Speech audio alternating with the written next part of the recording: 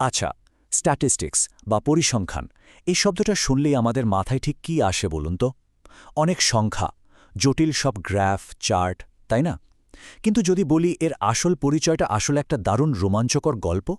হ্যাঁ, একটা গল্প, যেটা শুরু হয়েছিল রাজার ক্ষমতা ধরে রাখার একটা কৌশল হিসেবে। আর আজ সেটা আমাদের স্মার্টফোনের ওয়েদার অ্যাপ পর্যন্ত পৌঁছে গেছে। চলুন, আজ সেই গল্পটাই একটু শুনে আসি। প্রশ্নটা বেশ অদ্ভুত শোনাচ্ছে, তাই না?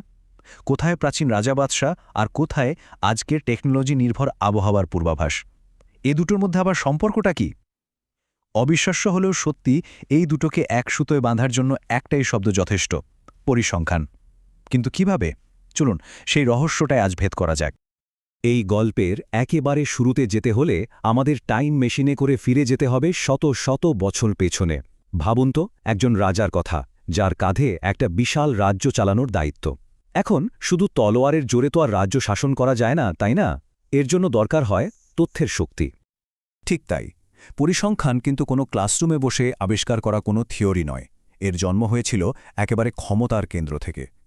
রাজ্যে যুদ্ধের জন্য কতজন সৈন্য প্রস্তুত, কোষাগারে কি পরিমাণ শস্য জমা আছে, বা ঠিকঠাক কর আদায়ের জন্য মোট জনসংখ্যাটাই বা কত, এই সব কিছুর নিখুঁত হিসাব রাখাটা ছিল টিকে থাকার জন্য অপরিহার্য। আর এই হিসাব রাখার বিজ্ঞানটাই ছিল স্ট্যাটিস্টিক্স বা পরিসংখ্যানের একদম প্রথম রূপ। দেখুন, শব্দটার মধ্যেই কিন্তু এর পুরো ইতিহাসটা লুকিয়ে আছে। ল্যাটিন শব্দ স্টেটাস, যার মানে হল রাষ্ট্র।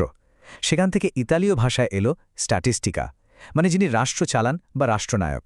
আর সবশেষে ১৭৪৯ সালে জার্মান ভাষায় স্ট্যাটিস্টিক শব্দটা তৈরি হলো, যার সোজা মানে দাঁড়ায় রাষ্ট্রের বিজ্ঞান।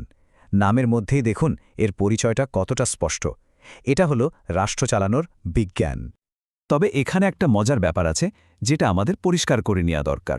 আমরা যে স্ট্যাটিস্টিক শব্দটা ব্যবহার করি, এর কিন্তু দুটো আলাদা পরিচয় আছে।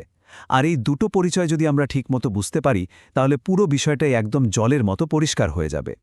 ব্যাপারটা অনেকটা এরকম, যখন আমরা বলি স্ট্যাটিস্টিক্স আর সেটাকে বহুবচন বা প্লুরাল হিসাবে ব্যবহার করি, তখন এর মানে হল কিছু সংখ্যাভিত্তিক তথ্য।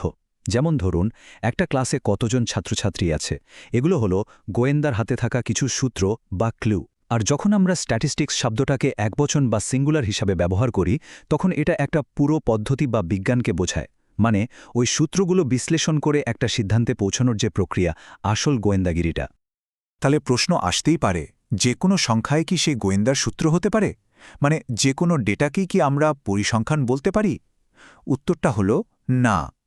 সংখ্যাভিত্তিক তথ্যকে পরিসংখ্যান ওই বহুবচন অর্থে হয়ে উঠতে হলে তাকে কয়েকটা নিয়ম মেনে চলতে হয়। চলুন এই প্রশ্নটার উত্তর একটু খুঁজি।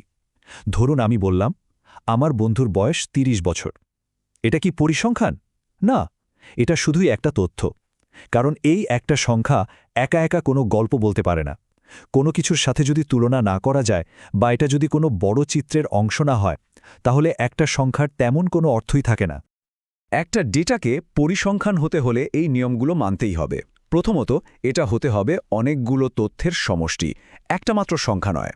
যেমন একজনের বয়স শুধু একটা ডেটা, কিন্তু যখন আমরা একটা এলাকার ১০০ জন মানুষের গড় বয়স বের করি, তখন সেটা হয়ে যায় পরিসংখ্যান। কারণ এটা সংখ্যায় প্রকাশ করা যায়, অন্য এলাকার গড় বয়সের সাথে তুলনা করা যায়, আর এটা একটা নির্দিষ্ট পদ্ধতিতে সংগ্রহ করা হয়েছে। বেশ, তাহলে আমরা বুঝলাম কোন ডেটাকে পরিসংখ্যান বলা যায়। কিন্তু বিজ্ঞান হিসেবে পরিসংখ্যান ঠিক কীভাবে কাজ করে? আসলে এটা মূলত একটা ৪ ধাপের প্রক্রিয়া। এর মাধ্যমে আমরা অসংখ্য এলোমেলো তথ্য বা ডেটার ভেতর থেকে গুরুত্বপূর্ণ একটা অর্থ খুঁজে বের করতে পারি। এই স্লাইডটা পুরো প্রক্রিয়াটাকে খুব সুন্দরভাবে দেখাচ্ছে। প্রথমে নিয়ম মেনে তথ্য বা ডেটা সংগ্রহ করা হয়, তারপর সেগুলোকে সুন্দর করে টেবিল বা চার্টে সাজানো হয়, যাকে বলে উপস্থাপন। এরপর শুরু হয় আসল কাজ, অ্যানালাইসিস বা বিশ্লেষণ, যার মাধ্যমে ভেতরের প্যাটার্নটা খুঁজে বের করা হয়। আর সবশেষে সেই বিশ্লেষণ থেকে একটা সিদ্ধান্তে আসা হয়। ব্যাপারটা অনেকটা রহস্য সমাধানের মতো, তাই না? আর এই প্রক্রিয়ায় একটা খুব মজার আর গুরুত্বপূর্ণ আইডিয়া আছে। সেটা হলো পপুলেশন আর স্যাম্পল। ধরুন একটা বিশাল হাঁড়িতে বিরিয়ানি রান্না হয়েছে। এখন বিরিয়ানির লবণ ঠিক আছে কিনা বা চালটা সিদ্ধ হয়েছে কিনা, এটা বোঝার জন্য কি পুরো হাঁড়িটা খেয়ে দেখতে হবে? একদমই না। আমরা শুধু ১ চামচ তুলে ছেঁকে দেখলেই বলে দিতে পারি।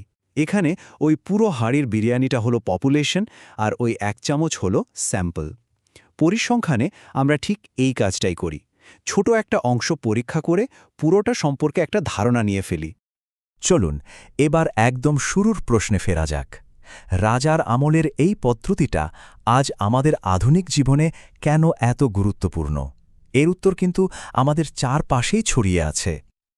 ভাবুন তো, সেই প্রাচীন রাজাদের মতোই আজকের সরকারও কিন্তু দেশ চালায় ডেটার উপর ভিত্তি করে। কোন এলাকায় একটা নতুন স্কুল দরকার, কোন শহরে একটা হাসপাতাল বানাতে হবে, জনসংখ্যা, শিক্ষার হার বা স্বাস্থ্য সংক্রান্ত পরিসংখ্যান বিশ্লেষণ করেই কিন্তু এই সব জরুরি সিদ্ধান্তগুলো নেওয়া হয়। সঠিক ডেটা ছাড়া সঠিক পরিকল্পনা করা প্রায় অসম্ভব। শুধু সরকারি না, ব্যবসা বাণিজ্যের জগতেও এর গুরুত্ব কিন্তু অনেক। বড় বড় কোম্পানিগুলো তাদের পুরনো বিক্রির ডেটা বিশ্লেষণ করে বোঝার চেষ্টা করে ভবিষ্যতে কোন প্রোডাক্টের চাহিদা বাড়বে, আর এই পরিসংখ্যানই তাদের ব্যবসায়িক কৌশল ঠিক করতে সাহায্য করে, যাতে তারা ঠিক সময়ে ঠিক জিনিসটা বাজারে আনতে পারে। অর্থনীতিবিদরা তো পুরোটাই পরিসংখ্যানিক মডেলের উপর নির্ভর করেন। তারা দেশের মুদ্রাস্ফীতি, বেকারত্বের হার বা জিডিপির মতো গুরুত্বপূর্ণ বিষয়ের পূর্বাভাস দেন। আর এই পূর্বাভাসগুলোই কিন্তু আমাদের ব্যাংক লোন থেকে শুরু করে দৈনন্দিন খরচের সিদ্ধান্ত পর্যন্ত সব কিছুইকে প্রভাবিত করে। এবং হ্যাঁ, অবশেষে সেই আবহাওয়া মনে আছে? একদম শুরুতে যে প্রশ্নটা ছিল, আবহাওয়াবিদরা আসলে কি করেন? তারা বছরের পর বছরের জলবায়ু সংক্রান্ত বিশাল ডেটা বিশ্লেষণ করে কম্পিউটারে একটা মডেল তৈরি করেন। আর সেই মডেলটাই আমাদের বলে দেয় যে কাল ছাতা নিয়ে বেরোতে হবে কিনা। এটাও কিন্তু পরিসংখ্যানেরই এক দারুণ ক্ষমতা। তাহলে সবশেষে যা দাঁড়ালো তা হল, পরিসংখ্যান কেবল কিছু সংখ্যার খেলা নয়। এটা আসলে একটা ভীষণ শক্তিশালী টুল, যা আমাদের চারপাশের বিশৃঙ্খল তথ্য থেকে একটা অর্থ খুঁজে বের করতে সাহায্য করে, আর সেটার উপর ভিত্তি করে আরও ভালো, আরও স্মার্ট সিদ্ধান্ত নিতে সাহায্য করে, ঠিক যেমনটা প্রাচীন রাজারা করত। এবার একটু ভাবা যাক, আমাদের প্রতিদিনের জীবনে এমন কোন কোন সিদ্ধান্ত আছে যেখানে পরিসংখ্যান নীরবে কাজ করে যাচ্ছে? হয়তো সকালে ট্রাফিক জ্যাম এড়ানোর জন্য ম্যাপ দেখা, বা অনলাইনে কিছু কেনার আগে সেটা রিভিউ চেক করা। এই সব কিছুর পেছনেই কিন্তু লুকিয়ে আছে ডেটা আর পরিসংখ্যানের খেলা। একটু খেয়াল করলেই দেখা যাবে এই প্রাচীন বিজ্ঞানটা আসলে আমাদের সবার জীবনকেই প্রতিনিয়ত প্রভাবিত করছে।